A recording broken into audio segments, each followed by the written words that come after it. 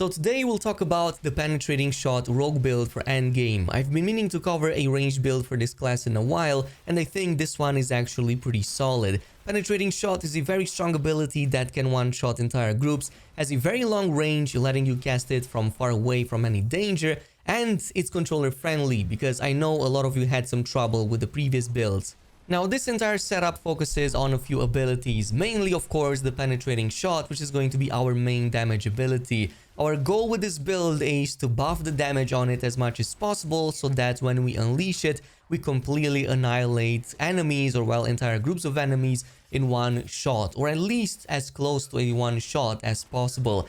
There are two main factors contributing to this massive increase in damage. One of them is going to be the trick shot legendary aspect, which is what causes the ability to split in two once it hits a target and cast two more penetrating shots at a 90-degree angle. This is going to help a ton with damage and also gives you a nice buff on top.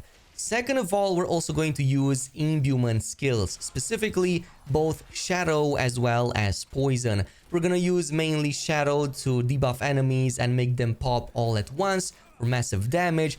Poison imbuement is also very important, not just against finishing off targets that might be left on the screen, but even more so against single target scenarios such as fighting main bosses. Plus, later on, once we get the infusion glyph, this is going to help us reset the shadow imbuement and then shadow imbuement on the poison and vice versa, so we can have a much higher uptime on them as we utilize them.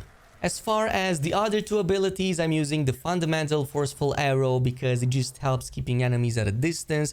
They tend to get close all the time, plus the ability always applies vulnerability on a third hit. So this is going to actually synergize very well with the combo points that we're going to be using with this build to further buff the damage on the penetrating shot. And finally, we're going to use the caltrops. This is going to help us a ton to break off from groups of enemies when they get too close. It slows down their movement a lot, but if you go with the disciplined caltrops upgrade, it's also going to further help to increase the critical strike chance against the affected enemies. Plus, I would say it also fits this hunter kind of theme that I'm trying to go with right here. In terms of the skill tree, this is how it looks like. You can go ahead and obviously pause at any moment and copy all of these abilities down or make any variations as you see fit, because you can actually run with this setup in a few different ways that we will talk about in just a bit. But as I've said, we're gonna make use of the combo point specialization, so that's why Forceful Arrow works so well with it. At the start of each fight, we're gonna want to cast 3 Forceful Arrows, which is also going to make enemies vulnerable on the third hit. Plus, by this point, we will have built up 3 combo points. And as you guessed it, at 3 combo points, we gain a massive damage increase of up to 240% for our penetrating shot. As far as some of the other active abilities, I already talked about the caltrops and why I use this with the crit chance upgrade, but there's also the Dark Shroud, which helps quite a bit with the damage reduction, and this also has a crit chance upgrade on its own, so we can pick both of these if you are lacking quite a bit of that stat. The fun, however, starts at around the imbuement skills once we get Shadow and Poison imbuement.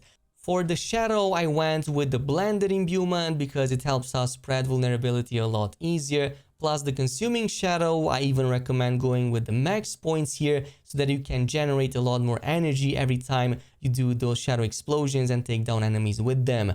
For the Poison, I picked the blended imbuement. It helps a ton when you critical strike, for example, a boss, to deal an additional 75% increased poisoning damage on it, so it definitely helps a ton in there to burst it down a lot quicker. Now, since this setup is heavily reliant on crits, we're gonna try to get critical chance and critical damage from all sources possible. So there are a few synergies here that work really well. Advanced Penetrating Shot just knocks down elites, but this just so happens to synergize very well with Concussive, which gives you additional crit chance against enemies you just knocked down. Also, make sure to grab Weapon Mastery, especially if you use a crossbow. This further increases the critical strike damage on it by 15%. Obviously, no rogue build is complete without Exploit and Malice. This increases your damage by quite a bit against healthy, injured, and also vulnerable enemies. Once we get the imbuement skills, also Precision Imbuement helps a ton as you get an additional crit chance while you are under that effect. And finally, the capstone is going to be Precision. Every time you perform critical strikes with a marksman skill, you gain a precision stack. Each precision stack gives you 4% increased critical damage up to a total of 20%. But once you reach max stacks and do another marksman skill, your next attack is going to be a guaranteed critical strike and will also deal an additional 40% crit damage on top. All the other passives here help us with defenses, energy regen, and movement speed, such as Innervation to gain more energy back, and also Haste to increase our movement speed or attack speed depending if we are under or over 50% maximum energy. In terms of the items, here are the most important. Of course, we have the trick shot aspect that I placed on the amulet. This is one of the most important because it helps penetrating shot to cause 2 additional arrows to split from it and deal a portion of its base damage. But this actually works on all the enemies that it penetrates through, so if you hit like 10 enemies in a row, it's going to split 2 additional penetrating shots from each one of them, which is what's going to cause those massive damage bursts that you see against large groups of enemies. On top of that, we also have the aspect of corruption, which makes our imbuement skills to have an increased potency against vulnerable enemies. So yes, that includes damage as well. On the other ring, I went with the enchantment of the expectant, since we're gonna use basic skills to build up combo points. On the third hit, we also now get a 30% additional damage boost to our core skills. So this is the second way, or well, the third way actually, that this skill helps our penetrating shot attack. Also going with the Edge Master aspect on the two-hander bow, because it's just going to buff the skill damage depending on your primary resource. So since we have a pretty good energy regen with this build, we get a pretty significant buff from this ability as it is. Outside of that, I believe there's one aspect that you can place on the helmet to provide you a barrier, and you can go with the buff that gives you more damage when you have a barrier active, which is going to be pretty much almost all the time. But things actually change for the even better once you get a specific item to further buff the damage to its final stage on the penetrating shot.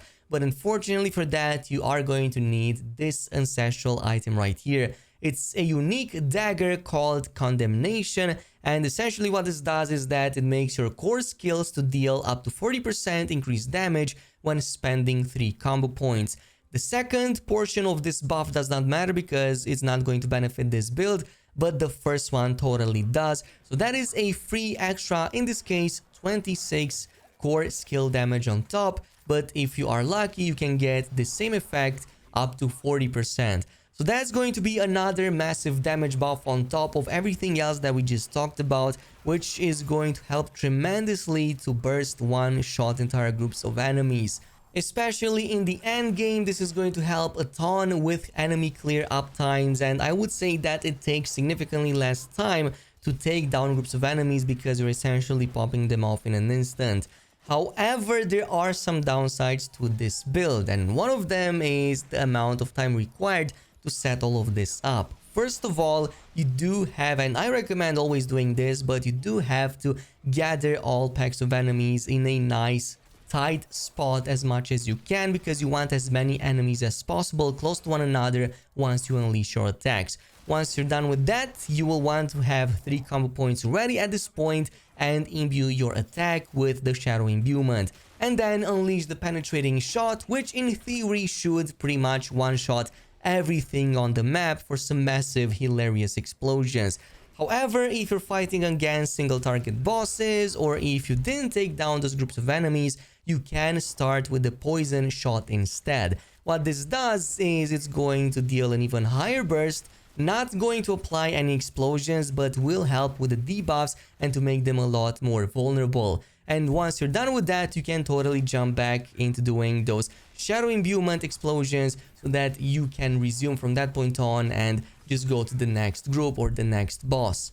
That's why glyphs like the infusion are so important here, because casting an imbuement skill lets us reduce the cooldown of the other imbuement skill by 0.5 seconds. Plus, it's also going to give us some imbue skill damage on top. If you want to see my full Paragon setup, this is basically it right now. The glyph I'm using on the first one is Combat, because it just helps us a ton with the energy regen whenever we do critical strikes, which is usually all the time. The other one is Exploit, which lets us easily spread vulnerability much faster than before. And everything else up until that point is going to be extra damage and extra stats and occasionally some extra armor, especially the one close to ruin. As you'll notice, there are plenty of nodes with additional damage to healthy enemies. Even though it's only going to be for enemies above 80%, it's still going to count a lot because all enemies are going to be healthy until they completely disappear. So it does help a ton with that initial burst of damage. Outside of this, I believe that this build truly shines in open world events or whenever you're fighting very large groups of enemies. For example, in Helltides, I had a lot easier time with it because I was just able to snipe all groups of enemies from very far away and I could do it in no time. It also helps a ton in Legion events. If you also do them, that's also time sensitive, so you do want to take these groups very fast. This helps quite a bit with that. Dungeon wise and also Nightmare Dungeon wise, it does have its difficulties compared to the previous one, but it kind of depends on which dungeon. If it's tight corridors and large packs of enemies, it's going to be extremely fast. If it's single target bosses or like single target elites, it's going to suffer a little bit, but even in that case, that poison damage imbuement will help you quite a bit if you start off with it instead of the shadow. This is it with the build. Let me know down below what you think. In the meantime, thanks so much for watching and I'll see you in the next video.